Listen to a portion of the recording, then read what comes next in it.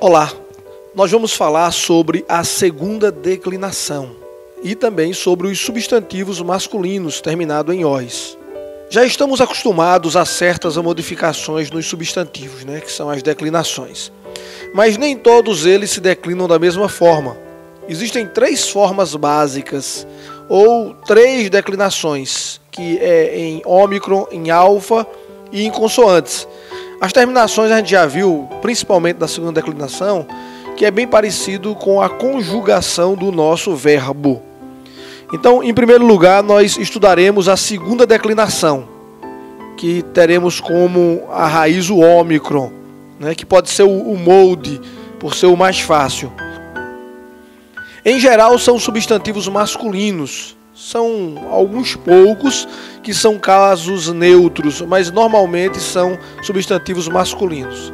O exemplo para a gente será o logos. Então, o logos será o nosso paradigma, o exemplo padrão. Como nos verbos, que tem raiz, a raiz do substantivo não se modifica. Ou seja, a raiz ou o tema de logos é log. Se fosse, por exemplo, de antropos, a raiz seria antrope, parando aí no pi, e assim sucessivamente. Propriamente dito, a raiz, no caso do nosso paradigma, seria logó, mas o ômicron aí ele se funde com as terminações e por isso é que a gente diz que é o log. Então vamos lá. As terminações funcionais, elas são acrescentadas à raiz, para você poder entender. Para a segunda declinação, a gente acrescenta sempre no final os, o, on. Isso no singular. No plural, oi, on, os e us. A gente tem que sempre que, quando olhar a terminação de qualquer substantivo, identificar imediatamente de que se trata.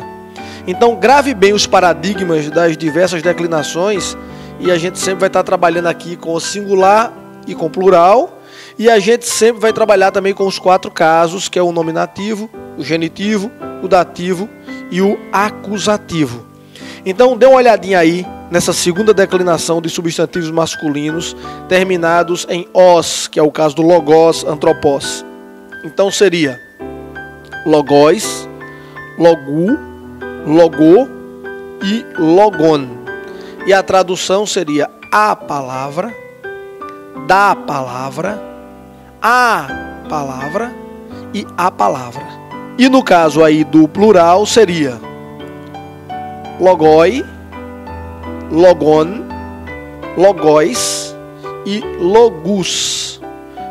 Para você ver uma diferença, olha, logos é nominativo, mas é singular.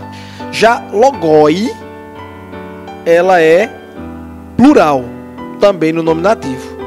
A tradução seria as palavras, das palavras, as palavras e as palavras.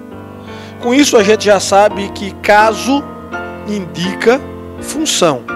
Então veja bem, o primeiro caso ali, o nominativo, que indica um sujeito, theos legei, ou seja, Deus fala. O segundo caso seria um genitivo, que ele indica possessão, logos theu. Então, veja bem, logos theu. Logos, que é a palavra, e theu, olha a terminação aí, que seria o genitivo, que é de Deus. Então, a palavra de Deus.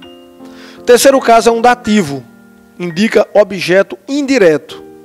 Legou, theo. Aí é um verbo e um substantivo. Theo, a Deus. Então, falo. Eu falo a quem? Eu falo a Deus. A gente sempre vai identificar o nosso dativo quando ele tem o ômega final. E o quarto caso, que é o acusativo, que vai indicar o objeto direto. Legou, logon. Mesma coisa, falo, eu falo. Falo o quê? a palavra ou uma palavra.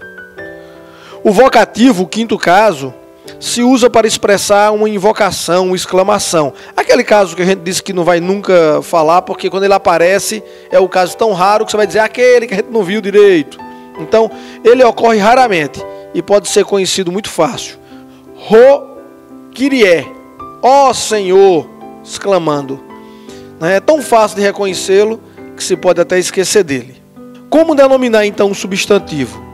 A gente menciona em primeiro lugar o caso, se ele é nominativo, genitivo, dativo ou acusativo, e depois o número, né? Se é singular, se é plural. E finalmente acrescenta a forma do nominativo.